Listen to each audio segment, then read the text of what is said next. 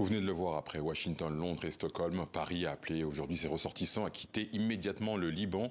Retrouvons à Beyrouth notre correspondante Clotilde Bigot. Bonjour Clotilde, comment ces différents appels à quitter le pays sont perçus au Liban?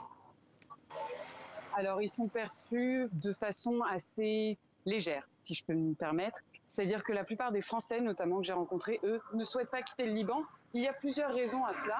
Tout d'abord, plusieurs vols ont été annulés, notamment Air France et Transavia ont annulé tous leurs vols jusqu'à mardi. Et le prix des vols, lui, a explosé, c'est-à-dire qu'on parle d'environ 900 € pour un aller simple vers la France. Après, il faut aussi savoir que les chancelleries internationales demandent évidemment à leurs ressortissants de quitter le Liban pour éviter une trop grande évacuation. La seule façon de quitter le Liban en tant que civil, c'est de passer par l'aéroport de Beyrouth. Et en 2006, l'aéroport de Beyrouth avait, lui, été bombardé. Il faut aussi rappeler aujourd'hui que nous sommes le 4 août et donc que cela fait 4 ans qu'on commémore donc l'explosion du port de Beyrouth. Donc aujourd'hui est une journée particulière pour les Libanais. Ce trauma collectif dont on parle est particulièrement puissant aujourd'hui. Donc l'inquiétude aujourd'hui même est très importante.